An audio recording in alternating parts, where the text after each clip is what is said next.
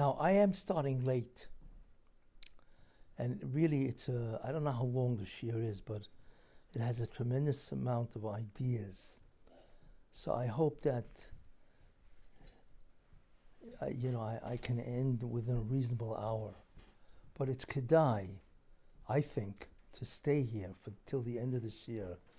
I mean, all you have lost is maybe a half hour of sleep, but you will gain an understanding of education, which I think will be tremendously beneficial to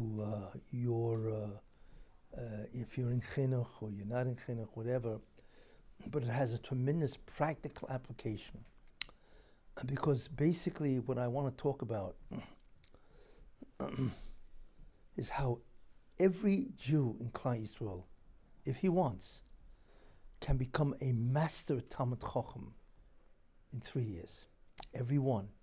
Doesn't make a difference.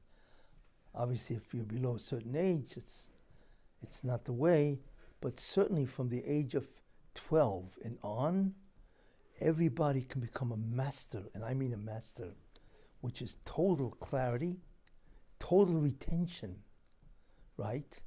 And just an astounding amount of like I say, the mastery of material and so on, which I will say you could do that for yourself, you could do that for your kids.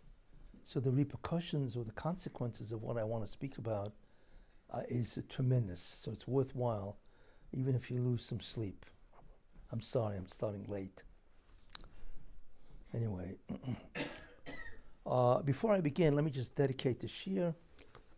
This shiur should be a merit for the health and success. This shiur should be a blessing and a merit for the health and success of the families of Regina Bas Yosef Ruvain and Yeshaya ben Yisrael, Benjamin Wolf, ben Tzvi Hirsch, Baruch ben Benjamin Wolf. They should have tremendous chus because of the shiur, and also Esther Libo Bas Chaya Yafa, right? Should have a fush name, right?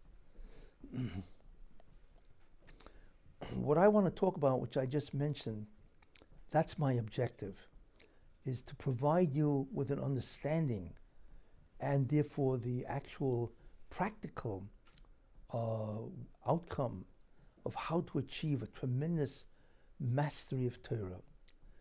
Now, you have to remember one thing, which is very important. Who decides what we should do? It's only the Ribbono Shel Olam. We know that, right? The question is, if you ask the Ribbono Shel Olam, what do you want me to do in terms of learning? How much should I know?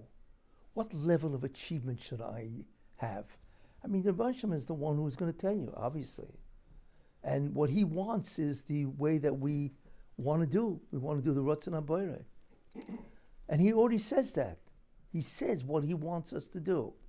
And it's in Kriya Shema. It's a Gamarra in Kedushin, right? It says in the Pasuk in Kriya Shema, V'shinantem levanecho, and you will teach them diligently, is the way they translate it and so on. Levanecho, V'shinantem levanecho, and you will teach your children diligently. So the Gamarra in Kedushin says, what is that supposed to mean? What does it mean, diligently? Because really it should say, not really shinantem levanecho, v'limaditem levanecho. And you should teach them, your kids. So what's v'shinantem? So the Gamarra says something very unusual. Sheyeh mechudodim b'ficho. That pasuk means that your knowledge of Torah should be the level of mastery. Mastery. That's what it says in the Torah. And Rashi says, that which is a famous Rashi, that if somebody walks over to you and says to you, anything, you should be able to spit it out immediately with complete understanding and comprehension. That's mastery. Could you imagine? Now, everybody in the yeshiva can ask himself, do I know Torah at that level? Right? Because that's the level that the Ratzon HaBoreh wants. And you will notice that far from that, it's not true. Now, unfortunately, I'm going to have to, in order to correct the problem, you have to be able to identify the problem. You have to even be able to know a problem exists. Because if you're not willing to admit the problem, forget about correcting it, And then if you know it exists, but then you have to identify it. That's the second stage. Third stage, why does it exist? Because you obviously cannot correct that which you don't know why. In many similar, it's what a doctor does. He's got to identify that there's something wrong. And then he's got to figure out, well, what's the problem? And then he can say to himself, okay, how do I correct it? The same thing with any problem. You see. So there is a big problem. So first I want to tell you a fascinating story. Everybody can relate to the people involved. Most people don't know that Rav Chaim Soloveitchik, otherwise known as the Brisker Rav, who's obviously one of the most famous Torah luminaries of all time. I hate to say of all time, but we know, certainly the last 200 years and so on. Rav Chaim Brisker, the Brisker Derech and so on, Most people don't know that he had a daughter. He had 3 sons, right? We know one of them was Rav Velvel Brisk, and he had 2 more, Moshe and I don't recall the third and so on, whatever. But he had a daughter, Sora Rasha. That was his daughter's name. Interesting, right? So Reb Chaim was looking for a shidduch. Now, who here doesn't want to become a mechutin to Reb Chaim Brisker, right? He's the most famous Rosh Hashiva Gadol in Europe.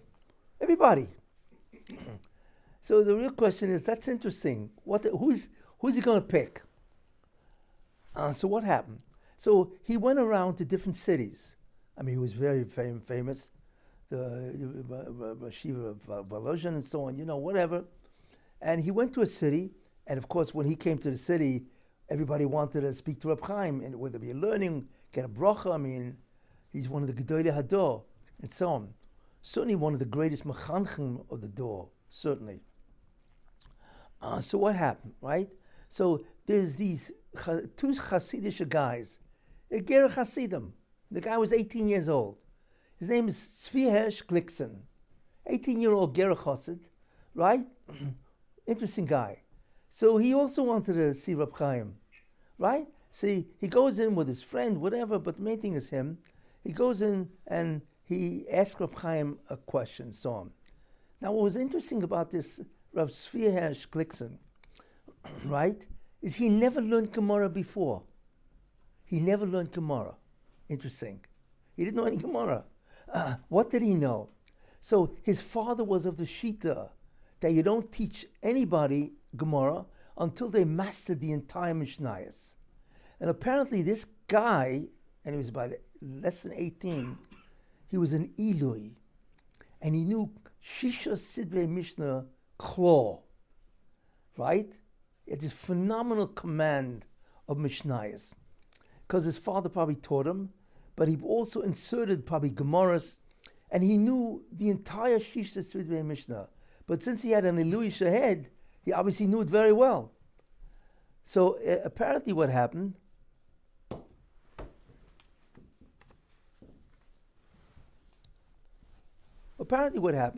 he spoke to Reb Chaim in learning.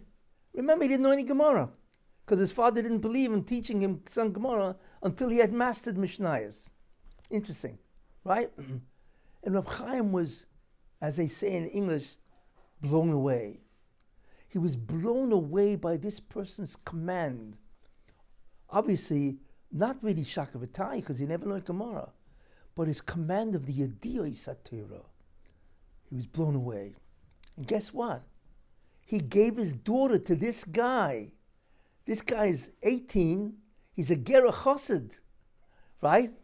And he gave his daughter, Sora Rasha, to this Sifrei Haramchal. So of course, all the other people who they would have loved to have Reb Chaim as a mechutin to them, they ask him, excuse me, this guy's not even a Litvish guy. Right? He gave it away to a Hasidic guy, and the guy never learned Gamarra. This Reb Chaim Soloveitchik. So Reb Chaim says, listen to me, he knows what you have to know. He's a master of the oral law. B'kiyas, tremendous bikiyas and so on, And for me, that's the Ikka. That's enough. Gamarra, don't worry. I will teach him Gamarra. So he won't be as, stuck.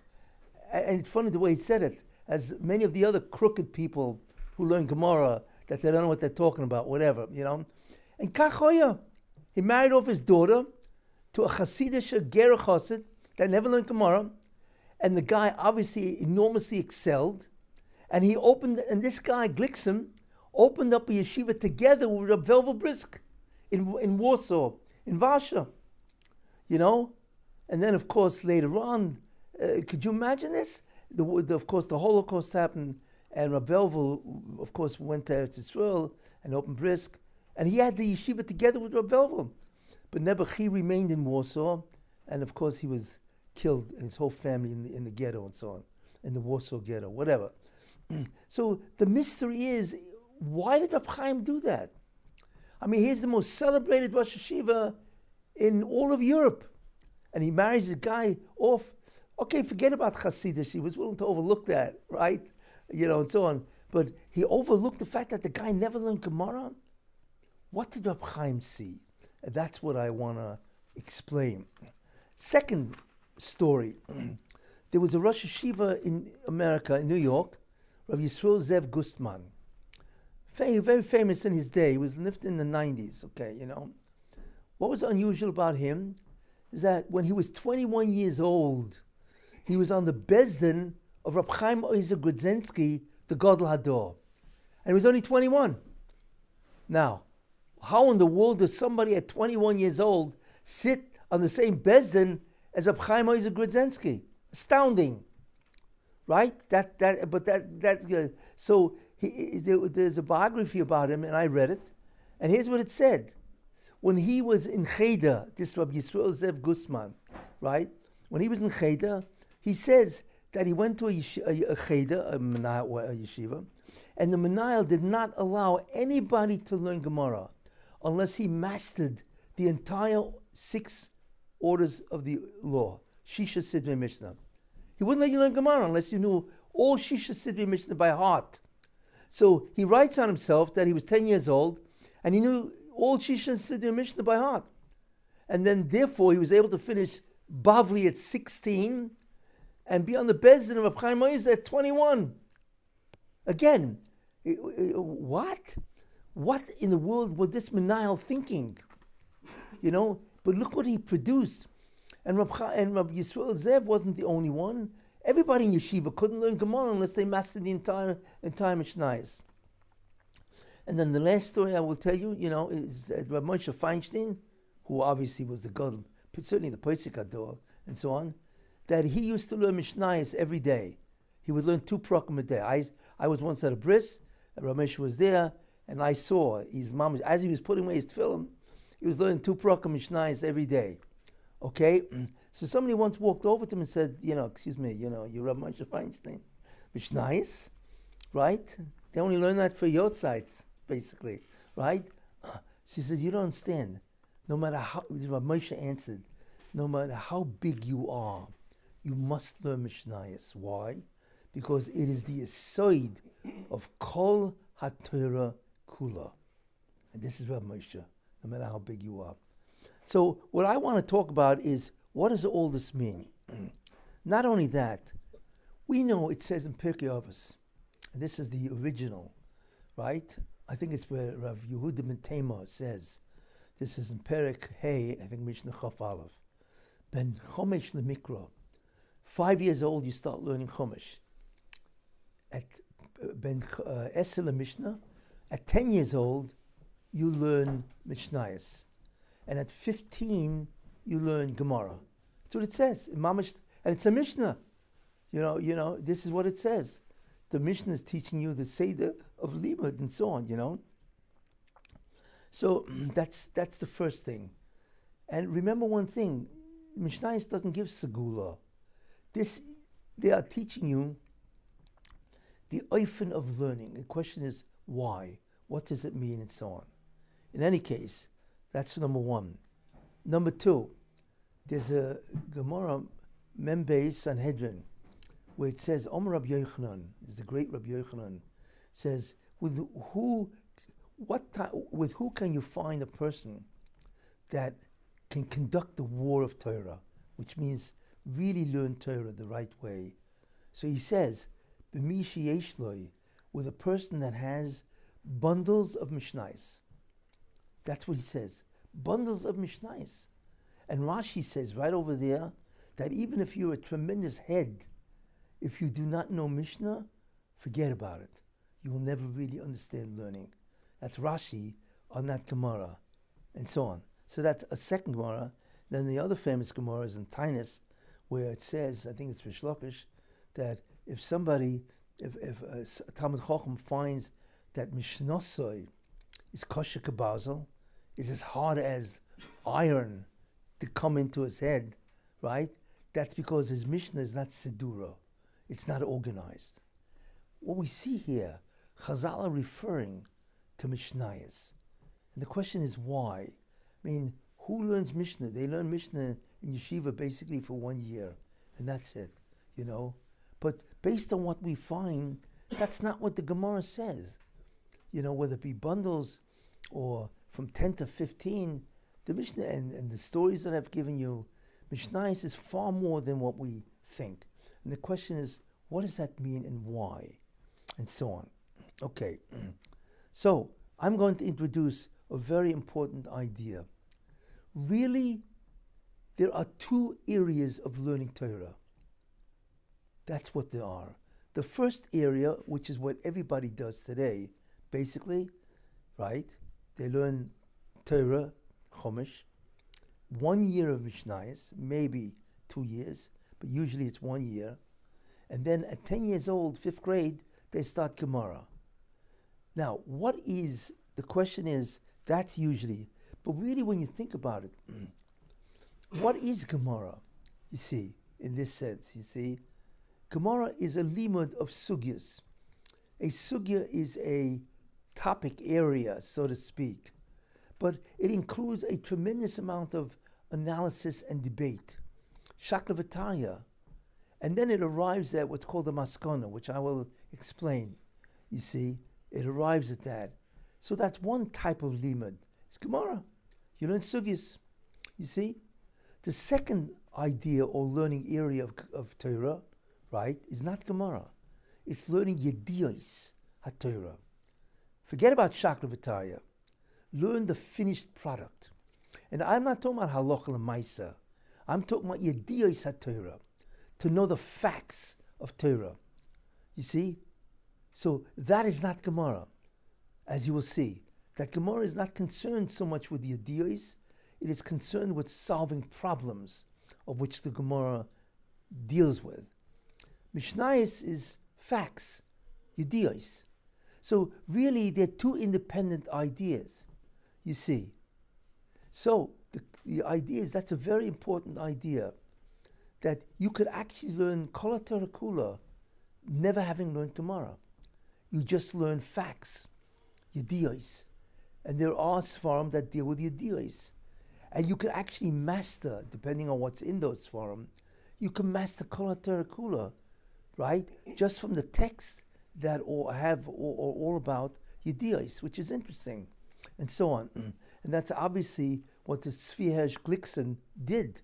He was a master of the entire Torah, not through Gamarra. He knew it through Mishnayos, and so on.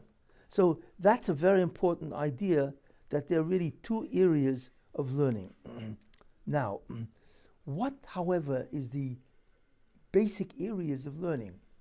Well, if I ask you, what's the essential idea of what? Of Torah, Chumash. Now, Chumash has many objectives, what it tries to teach us, right? But obviously the major objective is called the Taryag Mitzvahs. It teaches us the 613 commandments. That's its major objective. Of course it has other things. It teaches us proper behavior, midas tovas, all kinds of anhagas tovas and so on, right? And so on. And has many more ideas, what Chumash teaches us. But the essential idea is the Taryag Mitzvahs. That's really what the Baruch Shem wants, right? And that's what it teaches us. So the basis of all halachas, of Kol HaTorah Kula, everything, is the Taryag. Everything has its origin in the Taryag mitzvah, 613 commandments. Even the Darabbanans, because all the Darabbanans come out of the Taryag. You see, they're all for a specific expansion of the Taryag. You see, now, that's the Taryag is the basis or the foundation of all Torah, everything. Where are the details of the Taryag? Because the details are not in the Torah, right? Where are the details? And the answer is, the details are in Mishnayos. That's where the details of the Taryag is. That's really what Mishnayos is. It's an expansion, tremendous expansion, of the details of the Taryag. Because we know the Torah is very brief, right? So that's really Mishnayos' proper place. Where are the problems of the Taryag? You see, where are the difficulties and the problems? And the answer is Gamarra. Gamarra deals with the problems of the Taryag, because that's what the sugyas are all about. Problems, which a sugya tries to solve, and so on. And then where is the application, right, of the problems or of the solutions to these problems? Shulchan Aruch. There you are. Those are 4 areas, one after the other, like a ladder. First is the Taryag, then the Mishnah, then the Gamarra, and then the Shulchan Aruch. Because the Shulchan Aruch tells us, right, the maskona in the sense of what is the halacha lemaisa. But what is the halacha? That's the Mishnayos, and then the Gamarra solves the problems of the Mishnayos and many other things also, and so on. There you are. That's the 4, what's called steps of learning Torah. They gradually, one evolves into the other. It's like a ladder. That's really, you think about it, that's how learning should proceed. First you learn Tanakh, right? Then you learn the details of Yediyos of the Taryag, which is Mishnayos, right? That's the normal sequence. Then you learn the problems, right? And then you learn the application. What do most places do? They learn the Gamarra almost exclusively. Maybe they're lucky if they spend 1 year in Mishnah, right? They learn Gamarra, but that's all about the problems of the Taryag. You see, is this the real conceptual sequence of what should be done? You don't do that really, right? Everybody knows that. You see, you learn first the Mishnah, you learn the Yediyos, you learn what's called a database of Kol HaTorah Kula, and then you learn what the problems are. And this is elementary, you know. You don't learn, to give an example in mathematics, you don't learn calculus first, that which deals with advanced, right? You learn arithmetic. Then you learn algebra, for those who remember their mathematics in school and so on. And then after you finish algebra, maybe you learn a little geometry, trigonometry, whatever. But then you could learn advanced, right, algebra, and then you learn calculus. Nobody starts with calculus, right? You certainly don't do. But if you think about it, Gamarra is really calculus, because it doesn't give you Yediyos really. It's a mass. What Gamarra gives you is all the problems that are in the Mishnah or even Brisa and so on. So it really does not begin from the beginning. It's advanced.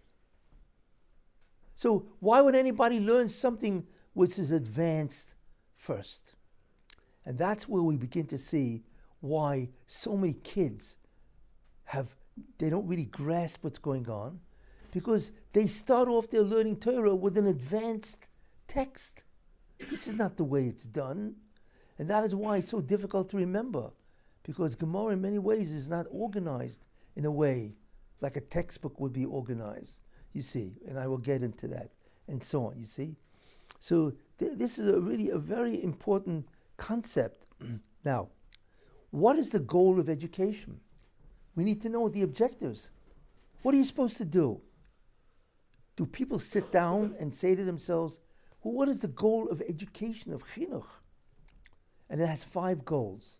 It has more, but I'm only going to dwell on these 5. The first goal is to learn. Okay, so you have to have a place, right? You have a limit seder, a seder, a chavrusa, whatever. but it's to learn Torah. Right. The next goal is it's not enough to learn. You have to know. Knowing, by the way, is very different than learning. It has a different method. To know something, you have to apply certain strategies which are very different than just learning. You see? It's got to be more organized. You have to have chazara, and so on. But knowing is not enough, according to the Rebbeinu Shalom. It says, Vishenantem. You have to master that which you know. Right? The Rebbeinu Shalom is not satisfied. It's like, Ashri mi shabola kam v'talmud biyodai. Happy is he who comes here and his Talmud is in his hands. That's called mastery. That's what the Rebbeinu Shalom wants. So that's the third goal of a yeshiva. Right? The fourth goal, well, you have to retain that which you've mastered. You got to remember it. Like you see in Pirkei Avos, that you're not supposed to forget it. Right? So learning is one. Right? Knowing is two. Mastering is three. Remembering or retaining is four. And the fifth is to apply. You have to apply that which you've retained, of what you've mastered, that you know, and that you learned. Ask yourself, what is your experience really learning? You're lucky if you learn. How many guys learn? They don't focus. Forget about knowing. How many guys know their stuff? And even if they know, that's not mastery. Mastery is very different than knowing. You see? It's almost like becoming an expert, because experts master. You see? So you can know something superficially. But mastery is to have a command much greater than knowing. How many guys master? Remembering? Guy's lucky if he remembers what he learned 3 weeks ago. Right? And what do? They chaza, which is good, once, maybe twice. And that's it. Then the next time they see the Masechta is 20 years later, maybe through the Daf Yomi or whatever. You can never master or retain and apply. How many guys look up what the halacha l'maisa is after they learn a sugya and say, well, that's interesting. You know, what does the Shulchan Aruch say? The Mechaber, the Ramah, the Shach, Taz, whatever, and so on, right?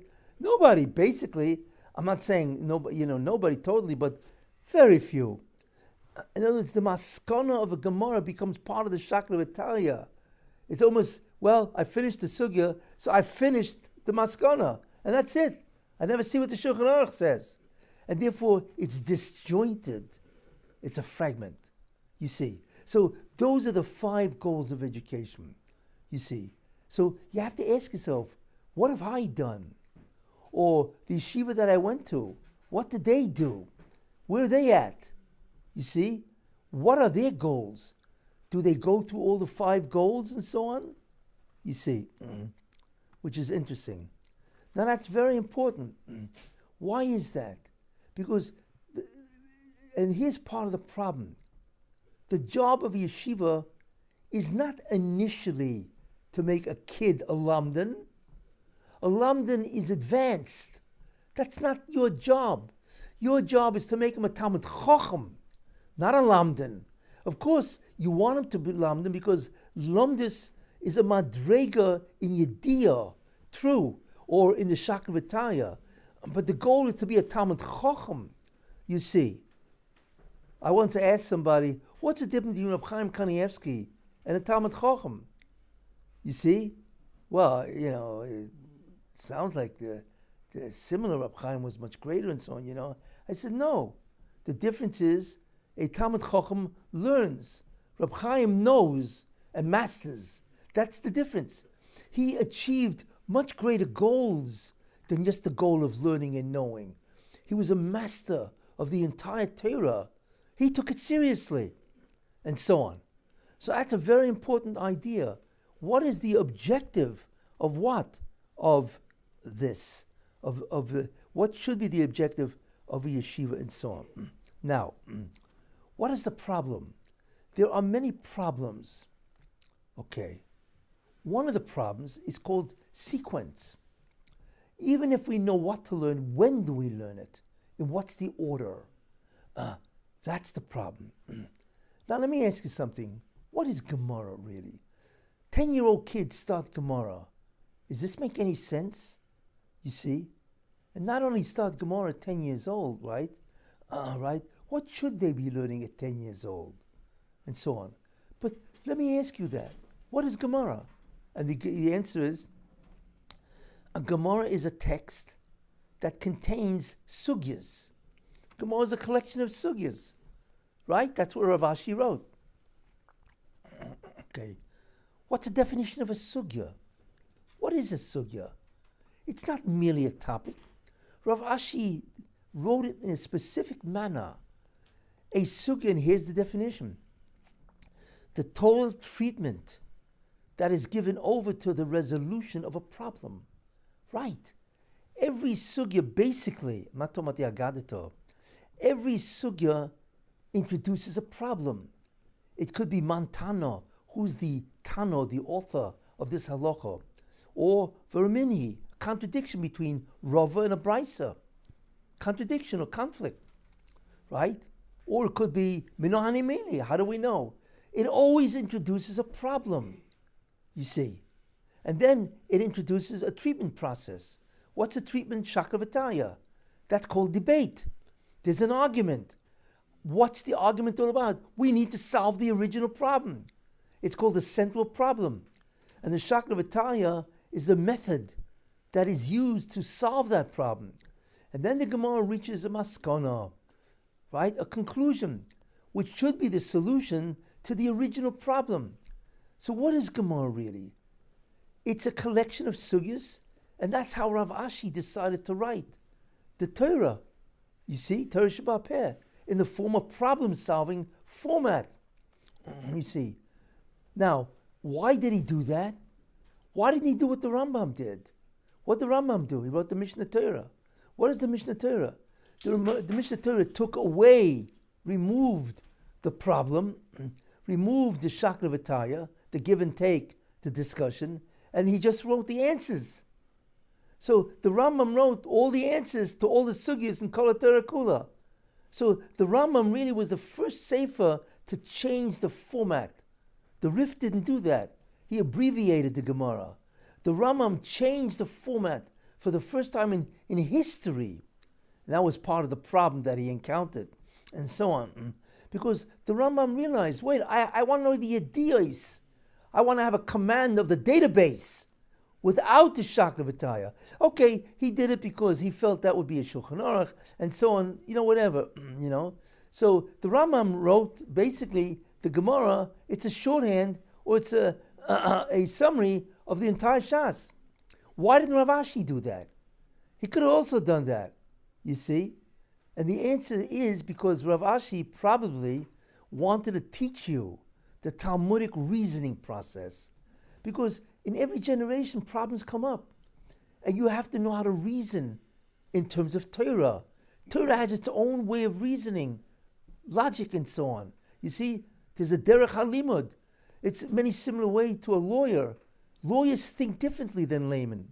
You see, that's probably why they charge so much. But anyway, they think differently. You see, there's a legal way of thinking. And they're taught that in school. How to analyze something in a legal way. Or a doctor thinks differently when he analyzes the body than you do as a layman and so on. So Rav Ashi knew that, wait a minute, I need to present Torah. This is one of the reasons. There are others. Why he would write it in the form of problem solving. I need to teach you how to solve a problem. You see? So that's why I feel it's one of the main reasons why, and so on. There are other ideas, but I feel this is the main reason.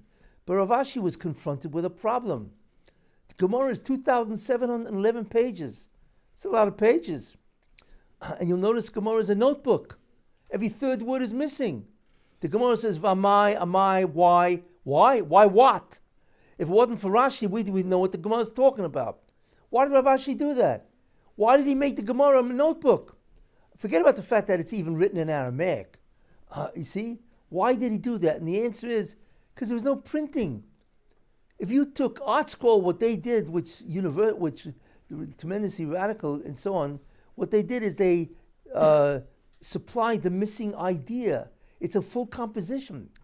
That's how they revolutionized the study of Gamarra and so on. But Rav Ashi couldn't do that because you'd only have 2 shasen in the whole existence because there was no printing. Imagine an art scroll, if you added all the pages, probably over 12,000 pages, not 2,711. So we understand why Rav Ashi. But Gamarra, we begin to realize something very different. Mishnayos is different. Mishnayos does not deal with problems. It deals with facts. Yedios, database. It wants to give you the information of the entire oral law. You see, now, they would have been that, which is really fascinating when you think about that. You see, now, you can ask yourself, well, what is the sequence? What should I learn first? Should I learn Mishnah first, the database, or should I learn Gamarra first? And the Gamarra actually solves the problem. I mean, logically, we could solve the problem. How could you, if we realize that what Gamarra is advanced, it presupposes that you have a massive database of information. You see, because the problems in Gamarra are advanced.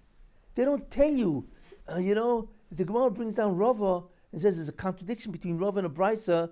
Rava? I don't know Rava, I don't know the Brisa. You see, it's all advanced. You see, so therefore, you can't learn an advanced sefer first. You need to learn the database. That's logical. In fact, the Gamarra in Horiyah says, which one is better, Oikahorim or Sinai? And the Gamarra says, of course, Sinai is Odef. Because without Sinai, without knowing the information, how are you going to make Svaras? How are you going to make ideas, B'chadish, new ideas, and so on, you see? You see? So therefore, Mishnayos is first. And of course, this is consistent. That's what the Mishnayos in Pirkei Avos says. Tanakh first, 5 years old. Mishnah second. Not because it's a segula, because that's the only way to master the Torah. You need to do the database first, and then later on you could do the advanced. This is the normal way. This is the way the mind wants to learn. Don't give me the advanced stuff first. You see? Of course not. You have to learn the information, the facts first. This is elementary, you see. And that's basically why, and I use this as an example, we say very interesting ideas, right? That it says, if they tell you there's Torah begoyim, al tamin. Pirkei de Rabbi Avos, Rabbi Nosson, he says the following: if they tell you that there's Torah begoyim, al tamin, don't believe it. But if they tell you chokhmah begoyim, tamin, and there is. Look at the whole world today. It's unbelievable chokhmah. The electronics, the physics, the medicine is beyond belief what the world knows today. We're billions of miles ahead of what they knew 200 years ago. You see? So of course it's chokhmah begoyim. So the question is, how are they able to produce a professional in just a couple of years? Why? How does a guy become an engineer in 5 years? And we take 30, 40 years to become a real Talmid Chacham. And the answer is because we're learning a text that's advanced, without a database, without a Hagdama, without a foundation. You see? The Maharal gives an interesting example. He says, imagine that somebody sees guys building a building. So what are they doing? They're digging down, right? They're digging down, make a foundation. So a guy walks over and he thinks he's a chacham. He said, I don't understand. You guys want to build a building. How high? 10 stories. So I don't understand. Why are you building down? Why don't you go up? So the guy said, excuse me, if we don't go down, we can't go up. There's no foundation. Nobody starts from the 5th floor on a building. You got to build the foundation first.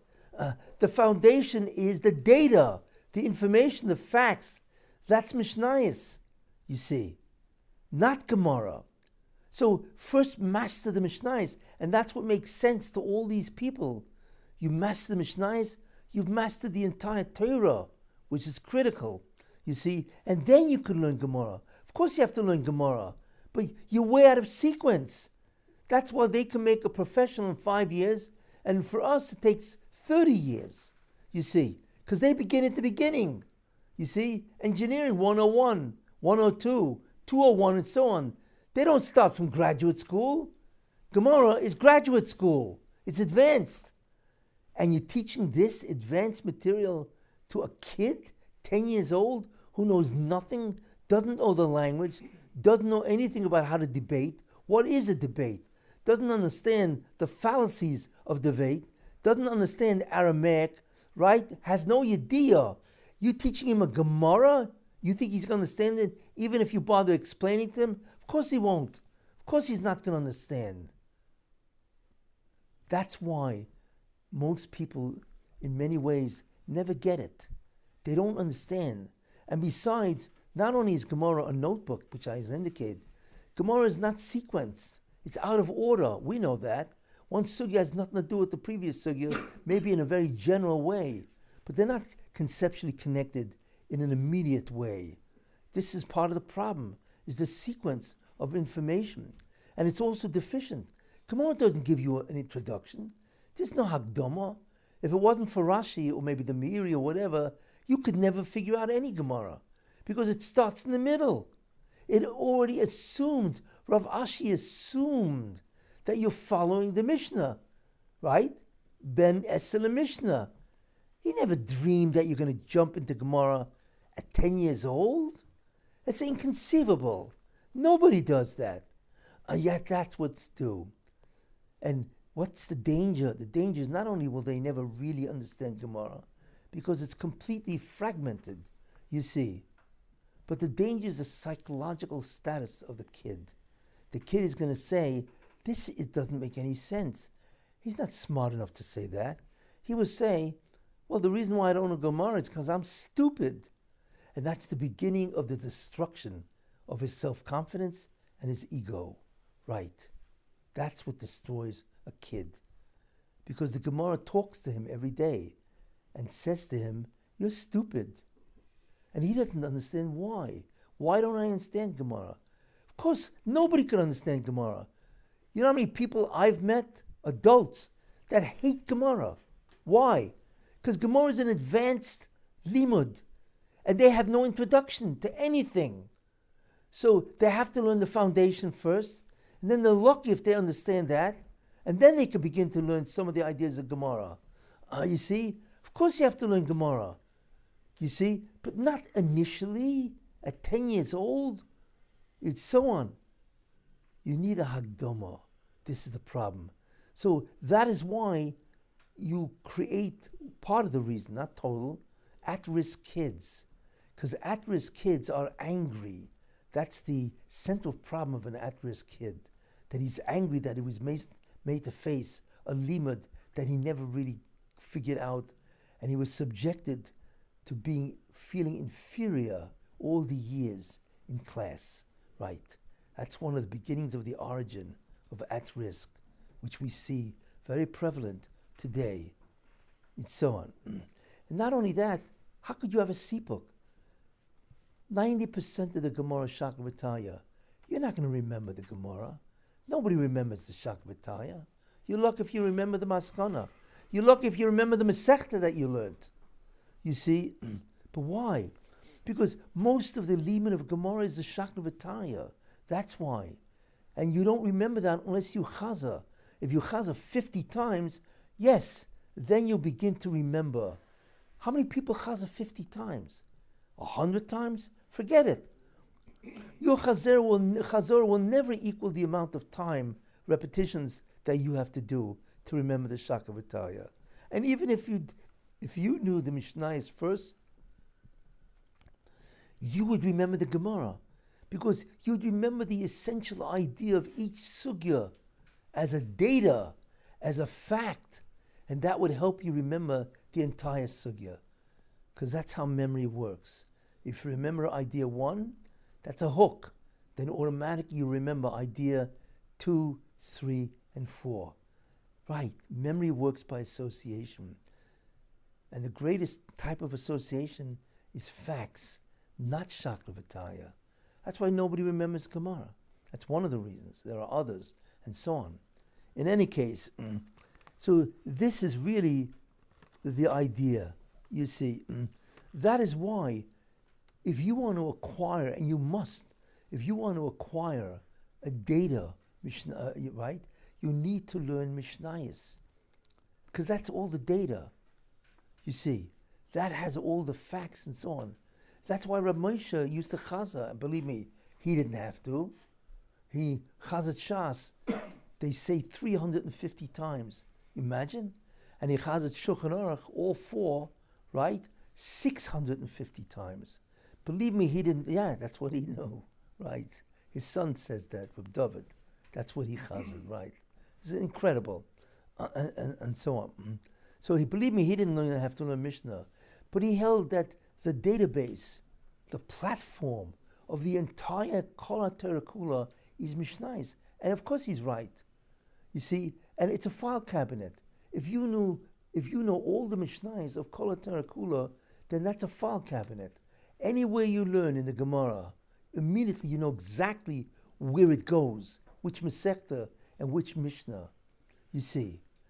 So that's the secret, and so on. Very, very important. Now, let me tell you, is this insurmountable? No. How many Mishnayos are there? There's 4,109 Mishnayos. Not bad. Each Mishnah has approximately 8 halachas on average. 8 halachas times 4,109 or whatever is almost 33,000 yediyos of Kol HaTorah Kula, because that's what Mishnayos is, right? Do you know what it is to know, and they're all klolim, the generalities, principles, right? And it's the entire law, oral law, right? Which includes the Taryag. 33,000 yediyos. But remember, the Gamarra, the Mishnayos, is not a textbook. It's a record of the oral law. Because Rebbe did not write a text, because a great deal of Mishnayos is what? Is disorganized. And it's missing an enormous amount of information. It doesn't even have if halacha is min haTorah midrabanan, right? It's missing even that. Forget about the principles of why is this halacha so? You see? What is the definition of a halacha? A halacha is what? The correct behavior or the required behavior in a given situation. But every halacha has 3 components at least. 1, what is the case, the situation? 2, what is the required halacha or the din? You see? And number 3, why is this the din of this case? That's called this principle. You see? The Mishnah doesn't even tell you what the principle is. It just tells you what the case and the din is. You see? So it's missing a critical piece of information. It's amazing.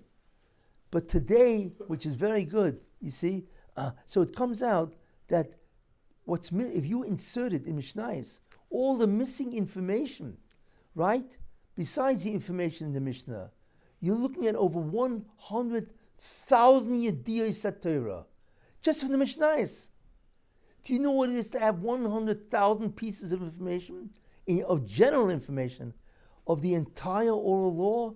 It's astounding. And not only that, I'll tell you something even more. Gamarra, or rather Mishnayos, is 40% of Shas. Most people don't realize that. Imagine if you know Mishnayos. So take that out of the space of the Gamarra, right? Then take out every place it says in the Gamarra for Tanan, and we learned in the Mishnah, well, you know that too.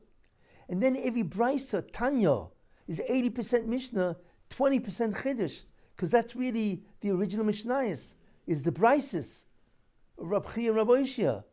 Comes out that Mishnayos in and of itself, Yediyos, is 40% of Shas. The other 60% is the problems that the Gamarra tries to solve. So could you imagine what that means? Now, if you learned 4 Mishnayos a day, that's it. You could finish the entire Shisha Sidrei Mishnah in 3 years. So add 3 years to your life. How old are you now? 45? Well, by the time you're 48 and you do 4 Mishnahs a day, you will know Kol HaTorah Kula. And if you learn it Be'iyun, which means all the missing information also, you will be a massive Talmid Chacham. You have no idea what that is. You see? Could you imagine, you know, Kol HaTorah Kula, right? And you learned the Be'iyun, you see? So not only you know the information of the Mishnah, you know all the missing information, too. Could you imagine what you know in 3 years? What's 3 years? You've been learning Torah for the last 40, and you still hardly know anything. Think about that. So all you do is add 3 years this way, and you will be a massive Talmud Chacham. Because that's what Mishnah says. We now understand Rav Chaim Brisker. He realized this guy has the ik of Torah. This guy knows every single Mishnah by heart. Right? Boy, is he ahead of the game. You see. So he was willing. I'll take him as a son-in-law, and I'll teach him the rest of the Gamarra. But Gamarra is much easier when you know every Mishnah, every Baraisa. You know what that is, to know every one in Shas? It's astounding. Right. That's why he took him. And that's what the Menayel of Rabbi Yisrael Zev Gusman understood. You want to learn Gamarra? Fine. But we don't learn calculus in this yeshiva before arithmetic. I'm sorry. You got to learn arithmetic first, and then we can learn calculus using a math analogy, and so on.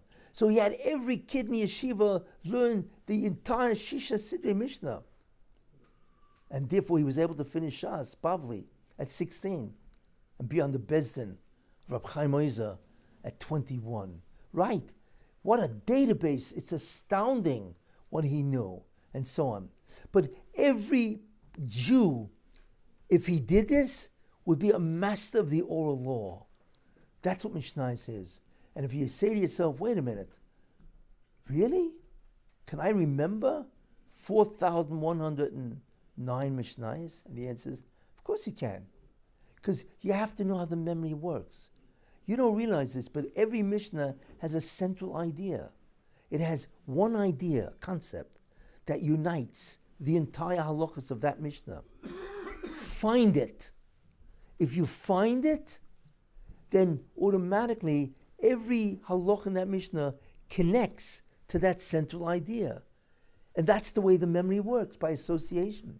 You see, really, that's how it works. It's amazing.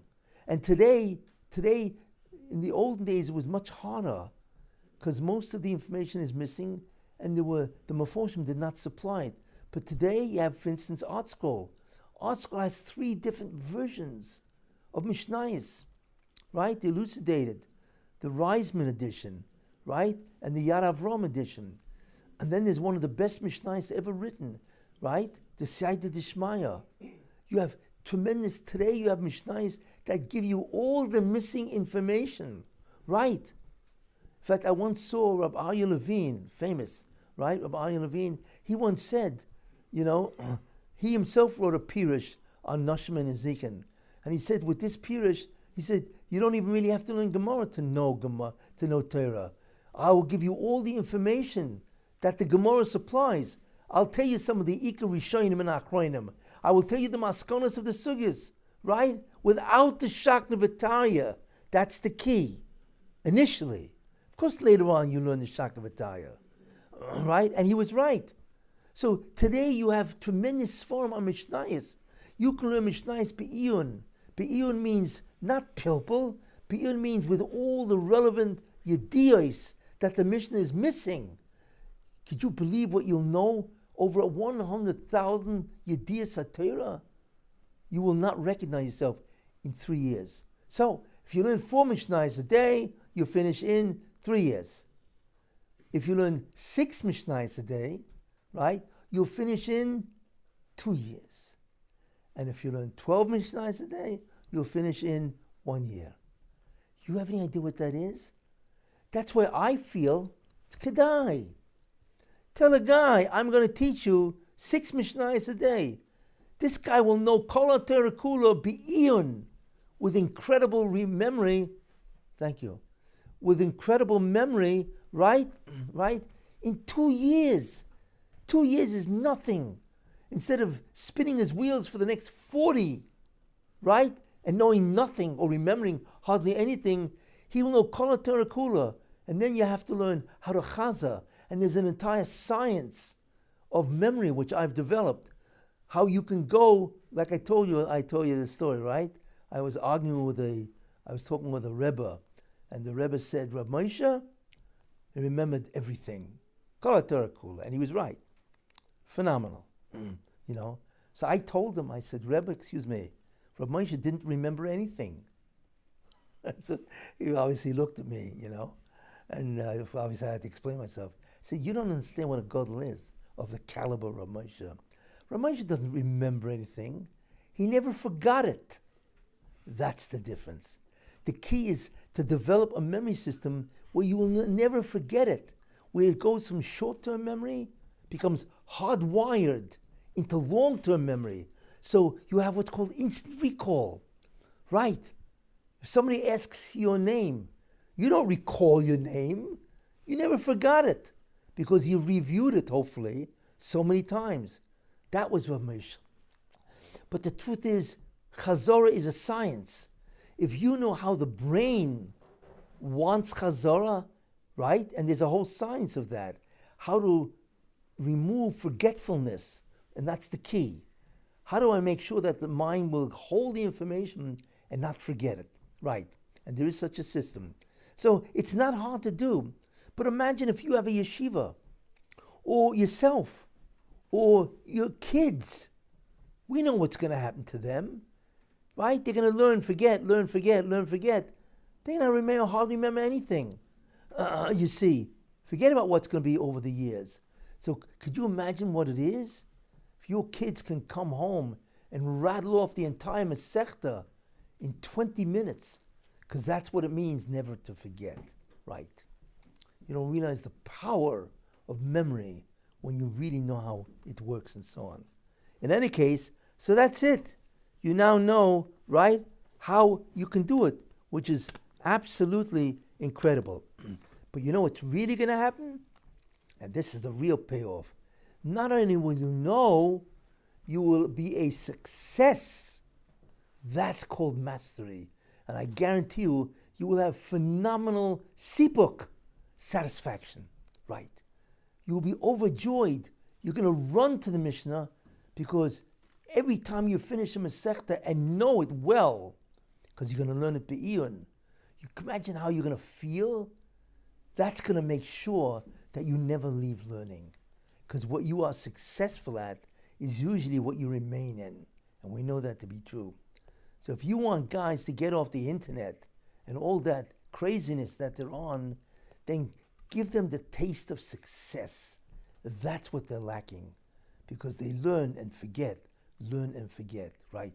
That's the secret of how to change, as far as I'm concerned, how to change this generation. And Daf Yomi is not the answer. Like I said, Daf Yomi is the only way. Rameir Shapiro never intended Daf Yomi to be the chinuch answer. He hoped that a guy would meet another Jew at a train station and they're learning the same daf to be able to talk to each other and learning. But not that this should be the chinuch answer. Of course not.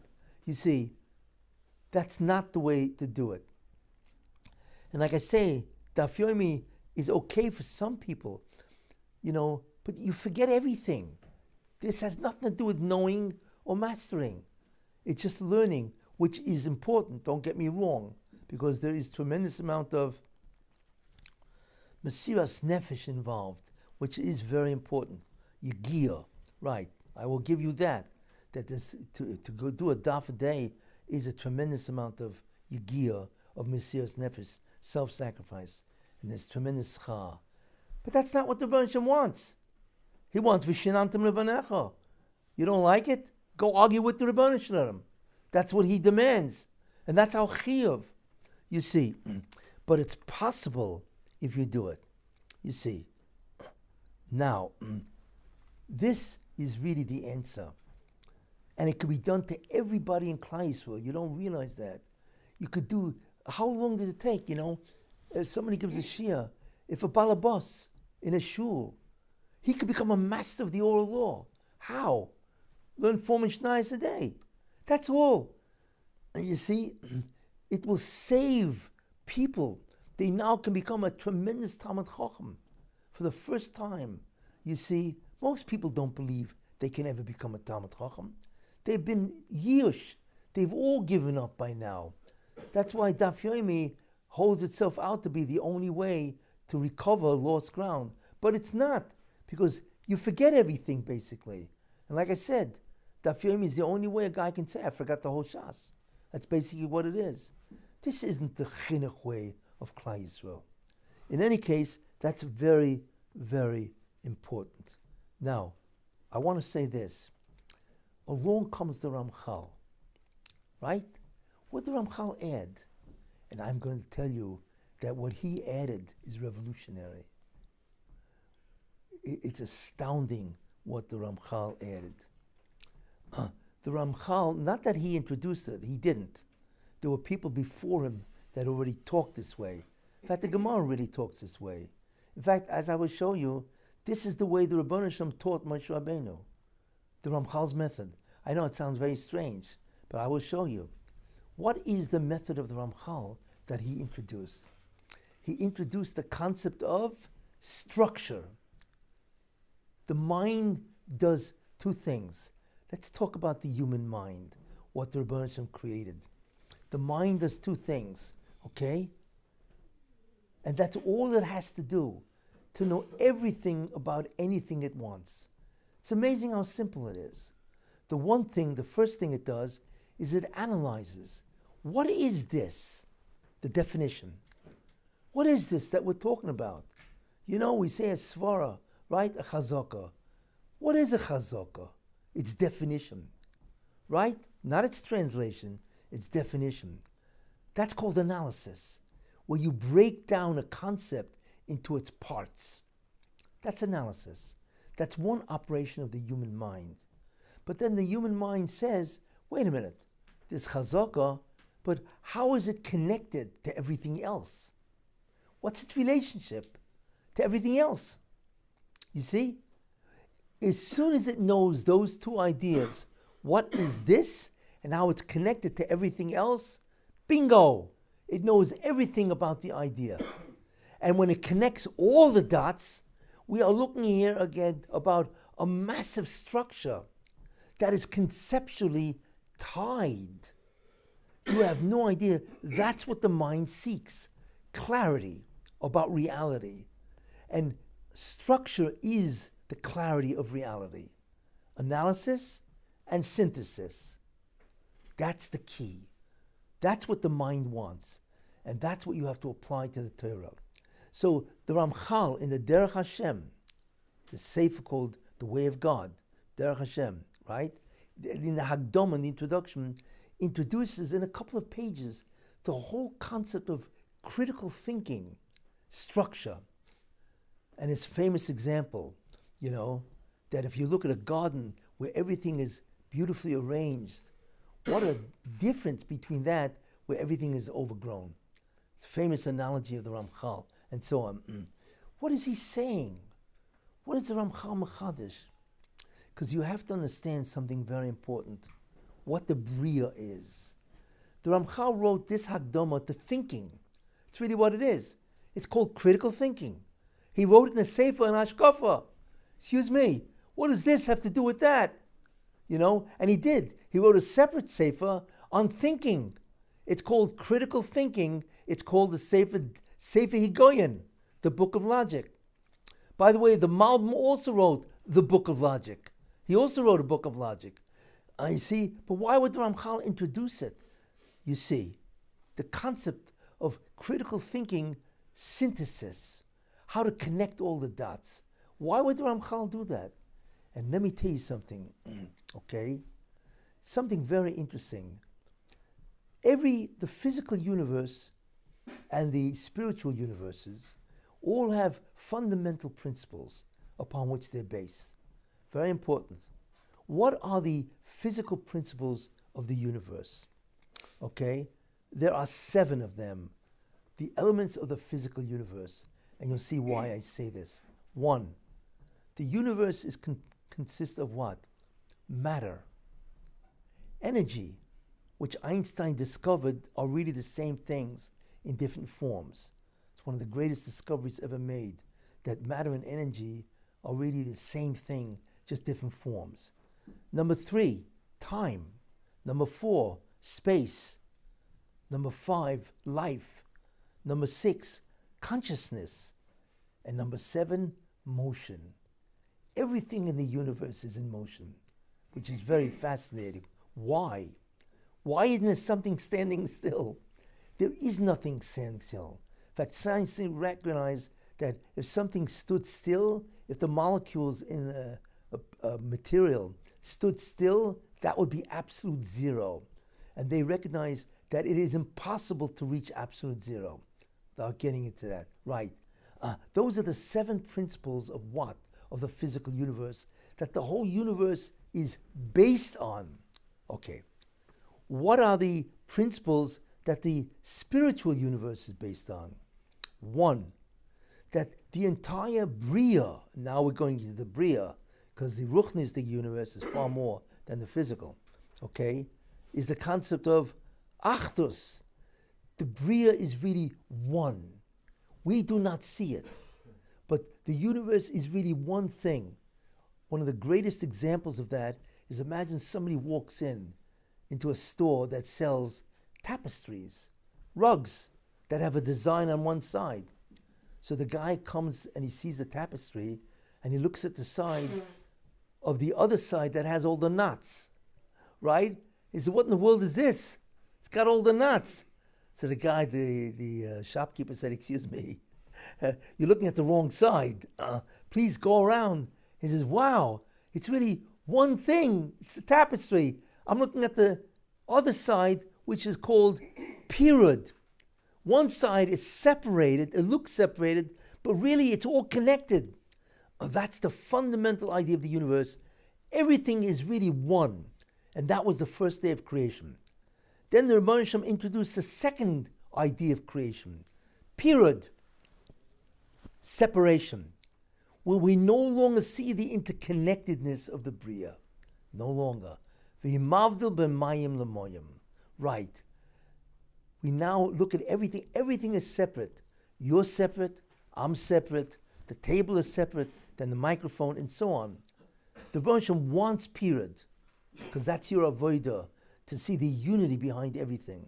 You see. Okay. Then the third thing that Rebbe Shem did. Not only he created separation, but he created opposites. Hisnagdus. You see, there's what? There's Kedusha on one side, and there's Tumah on the other side. There's plus on one side, and there's minus on the other. He introduced, or in India, they have yin and yang, whatever, that's a tremendous understanding, of the Bria itself. So there's Achdus, there's period, separation, and then there's opposites that the Rebbe Shem created, and they have tremendous Hashkafa implications. Then the Rebbe Shem created what? Madregas, levels of reality, right? You see, this world isn't one reality. It's the physical reality, and then in Kabbalah, there are the three Olamas worlds above that. And then there's Olam Haba. These are different madregas. He introduced the concept of what? Differences in levels of reality. You see. So that's a fundamental principle. But really, the tapestry, really in a way which we do not understand, which we will understand, and by that, by the way, is the Messianic light. That is the Nun Shari Bina. We will understand how everything is united. You see. But what's even greater is that idea which unites everything is the Ribono Shel Olam, is God himself.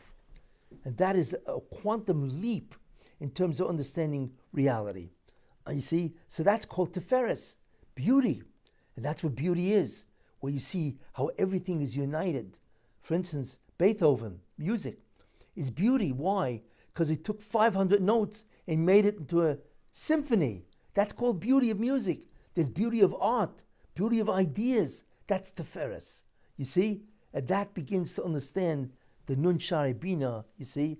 And then he put the 7th idea, which is the concept of Nitzchius, eternity. Right. There's no such thing as temporary. It's all permanent. These are the 7 spiritual principles of the entire Bria. Isn't that amazing? But that tells us something very, very important. If one of the main ideas is unity, and that's really what it is, we have to learn that way. What we seek is the unity of Torah. What happened? Because of the Chet Egel, without getting into all the Hashkafa, we introduced Torah, we split the Torah. We created a period. It's called a klipa. The Chidah says this, you see? And what that did is it fragmented the Torah into bits and pieces, millions of pieces. That's what it did. That's why Torah is so, the Ari talks about this. That's why Torah is so difficult to learn, you see? Because I never see the whole thing. I see bits and pieces.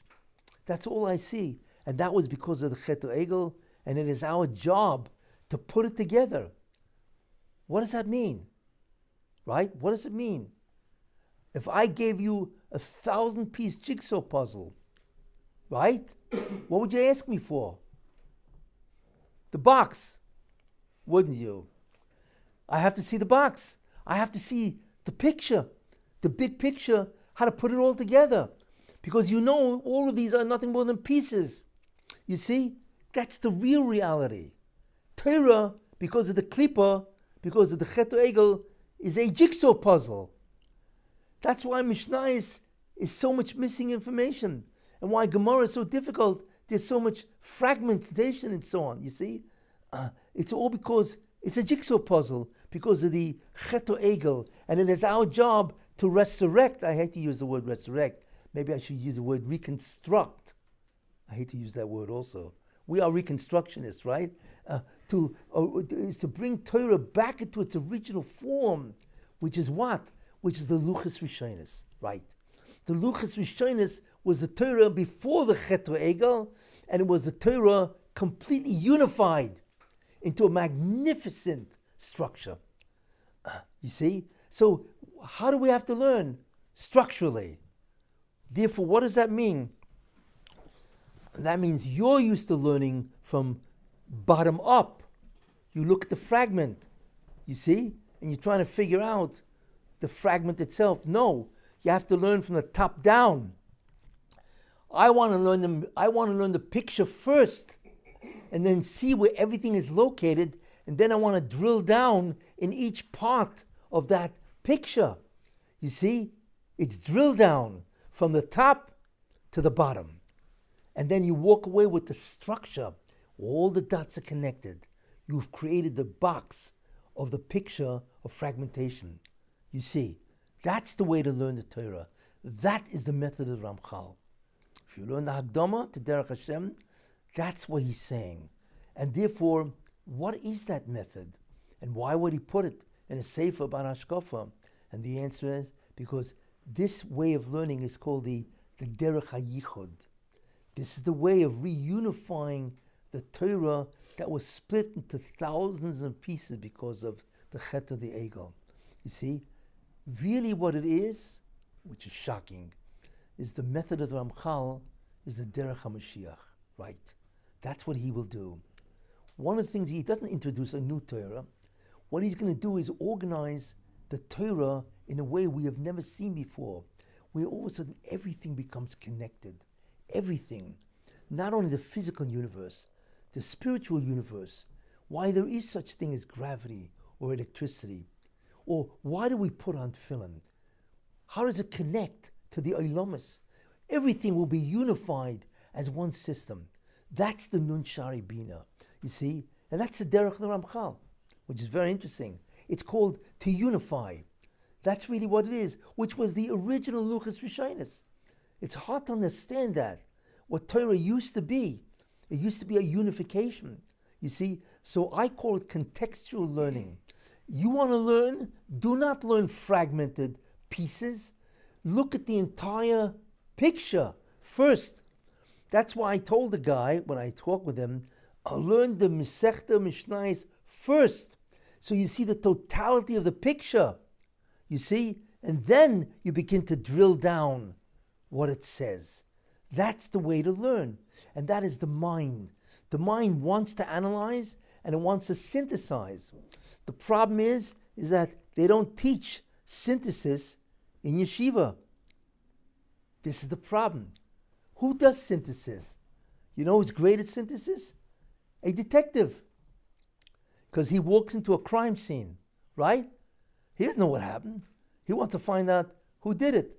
But before you can find out who did it, you have to know the crime scene. Well, what tells him what the crime scene is? Clues. So he's got to be able to look at each clue and connect the dots. And then he figures out what the original crime scene was, and therefore, who did it. A detective is a synthesis thinker.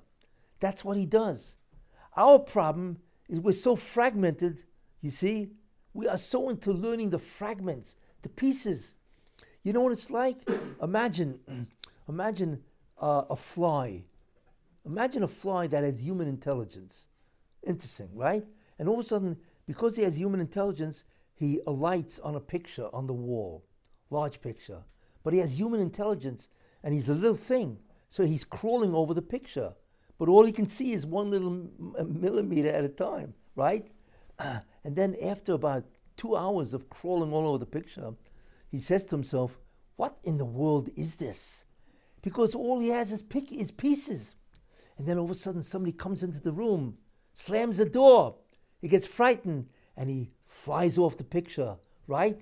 And he's about to fly out of the window and he turns around at the wall that he flew away from and he says, aha, that's what it was. Right. That's what the Derech HaYichud is. And that's the only way to learn Torah. And the way to do that is with the method of Ramchal. And the text that is used for that method, the best text, certainly initially, is Mishnayos, especially with all the Sfarim written. Put together the structure first, you see, and then drill down, and then go into the problems. After you see the entire big picture. You see, so you're always learning within context first. You never learn a fragment on its own. You ask yourself, where does this fit in the larger scheme? And therefore you never get lost. How could you get lost when you know exactly where you are? You don't know it in detail, but that's the next journey, is to figure out the details of that big picture. That's the way of the greatest clarity, and that's the human mind. That's the way it works. That's what the mind wants. Analyze and synthesize. Exactly. Therefore, there's a certain concept which I want to introduce. It's called Mishnaic maps. Imagine if you had the structure or the big picture, right? Written down of every Masechta. A map. What is a map? A map is a physical structure that reveals three things. Every geographical point. It reveals the relationship between the points, right? In terms of distance, cities, neighborhoods, and so on. And then it reveals the orientation. Is it north, south, east, or west? Imagine if instead of having a map of geographical points, you have a map of concepts. Mishnayos, halachas, where you now see everything in its structure. Could you imagine you had 63 of them?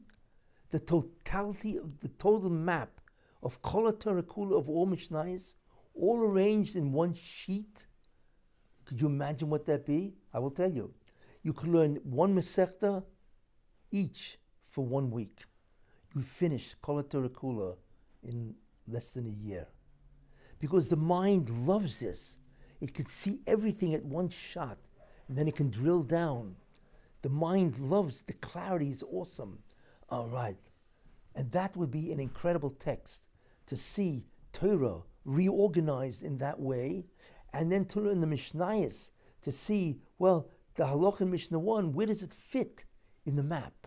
You see? So from the map you see its context, where it's organized, and from the Mishnah you see its derivation, what it is, and so on.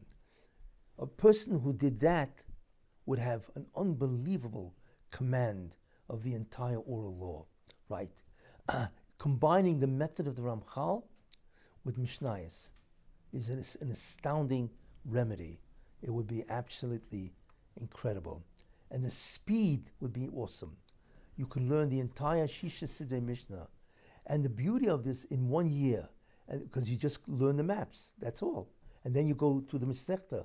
But since you know every halacha of that Mishnah is in the map, you can go through the Masechta in 3 days. Right? Because you already know it. You see? And the beauty of this is the mind loves visual information. It doesn't like auditory. Some people are gifted in that way. But most of us remember what we see, not what we hear. Right? So imagine looking at a map and automatically it becomes registered in your brain, the visual map. Right? So that's how you remember Kol Torah Kula. It would be awesome. Right? And what it would be is absolutely incredible. And what would it benefit? It would benefit so many different ideas, so many target groups. Imagine Bali Tshuva.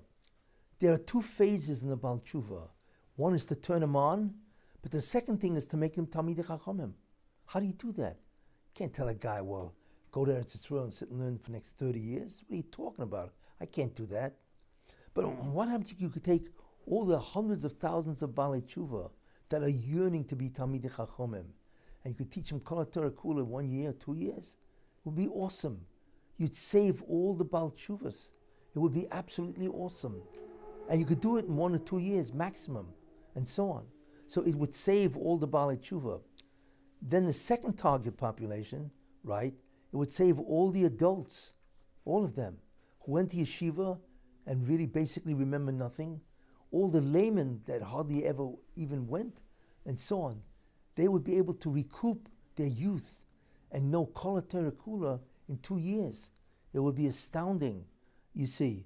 Then all the high school kids, Beis Medrash kids, you could teach a kid Kol Torah Kula in 2 years. With this concept of structure, you see, it would revolutionize high schools. Then I don't care how long. You want to learn Gamarra? Fine. Because I can teach you Kol Torah Kula in 2 years. I don't mind if you learn Gamarra after this, because then you'll know Kol Torah Kula. It would revolutionize every high school in the world. It would make every kid a massive Talmid Chacham. Then it would revolutionize Daf Yomi. Think about that. Every guy, before he learns the Masechta, would learn this first. So he'd know the entire Masechta before he even got into the Masechta. So then it's much easier to remember the Shakla V'Tanya. Right? Much easier. Because you already know the entire Masechta, and you know it comprehensively. You see the scope of the totality of the concept, you see. So it would be incredible, and you'd also solve, in many ways, the at-risk kids. Because for the first time, you can actually give them tremendous success, and they would get tremendous amount of sipuk. And that's what's missing. People don't have a sipuk. At least 2/3 of every class have no real sipuk. They do it, obviously, because they want to do the mitzvahs. They don't want to do it for the parents. They feel guilty. But where's the sipuk from the thinking of the learning and the mastery itself? You see, basically, that's what I've gone through. I have shown you what the mind requires and what it can do. You see, and all of this can be taught. You see, what it needs, obviously, is an institute or yeshiva, whatever, that will adapt these ideas of education through education and so on, you know. But it clearly would restore the Torah greatness of Klal Yisrael. Because Klal Yisrael used to be unbelievable. We know Chizkiyahu. It says that you couldn't find a kid all the way up to Dun who's not a buck in Tumah V'Tara. I mean, he did it because he had his sword. He's a Chizkiyahu, he's the Melech. You know, he's the boss, and so on, you know. But imagine if you had that promise in today's time. It's unbelievable. You'd be able to teach. Every kid would be a bucky in Tumah V'Tara, you see, through this idea of learning Mishnah's Be'iyun, but even different, reconstruct, side by side, create a Mishnaic map of each Masechta where it has the totality of the Yediyos of that Masechta in an unbelievably structured way. And you could teach each Masechta in 1 week. That's all it takes. Because the mind wants to see that entire idea. You see. Now, I don't have to read it. There's no time for that. But it would be interesting just to take anything. Kachim. I could show you the structure of Kachim. the whole Rambam of Kachim, right?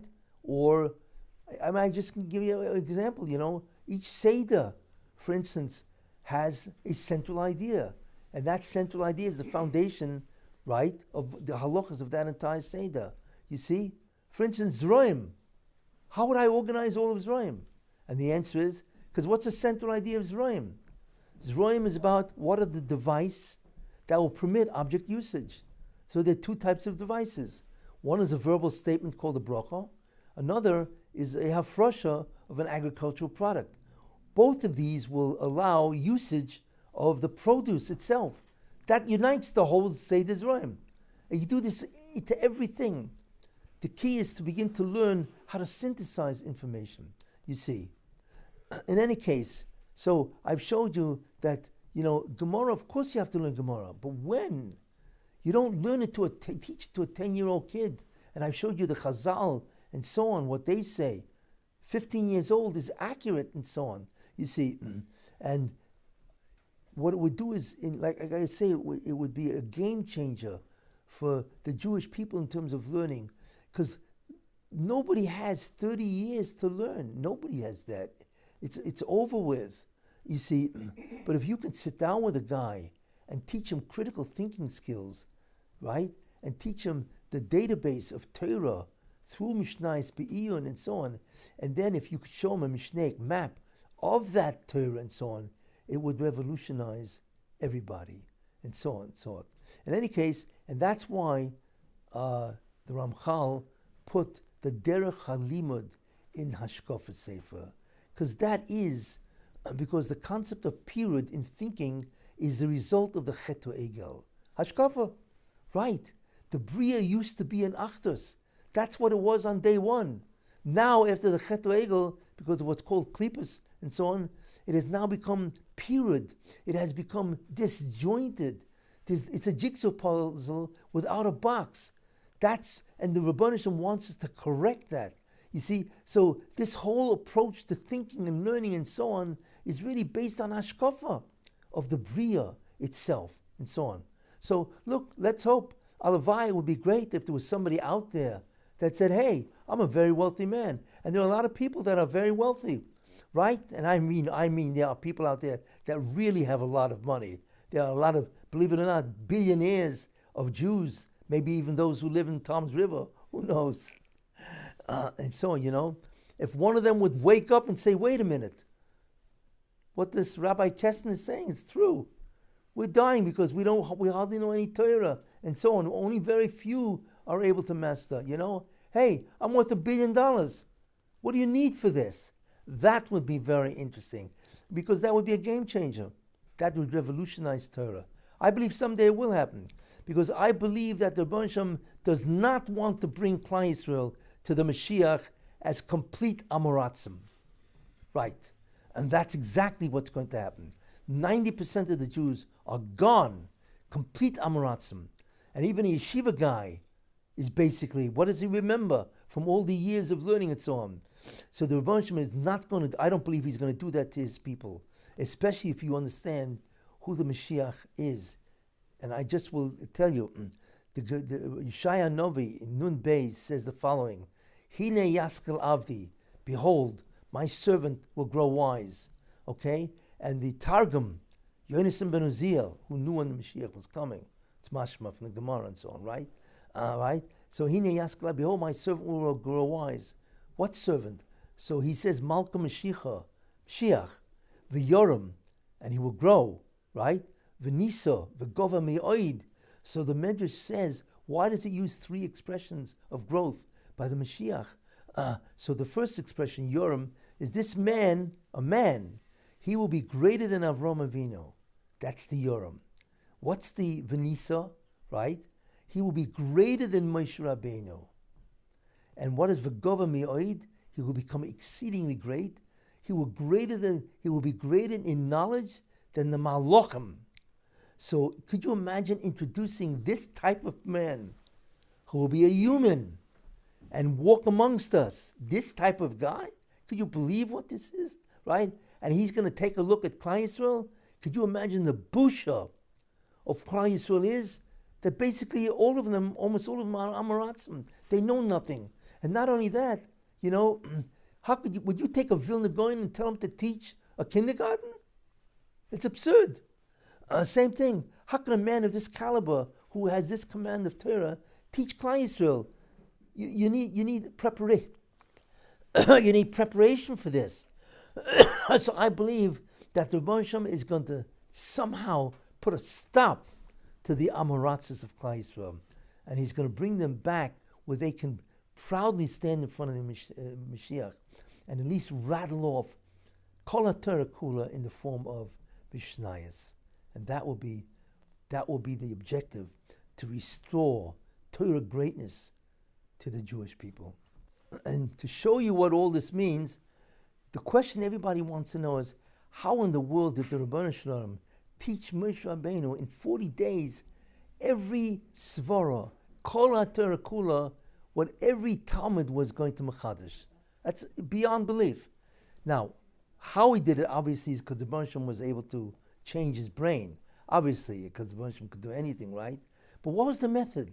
So Rashi says it in the beginning of V'eila HaMishpatim. Okay? V'eila HaMishpatim. So it says V'eila HaMishpatim, right? Asher Tosim Lifneim. These are the laws that you shall place before them. So obviously the question is, what do you mean place before them? You don't place laws. It should say these are the Mishpatim that you will teach them, not place before them. So Rashi says, it's a medrash, right?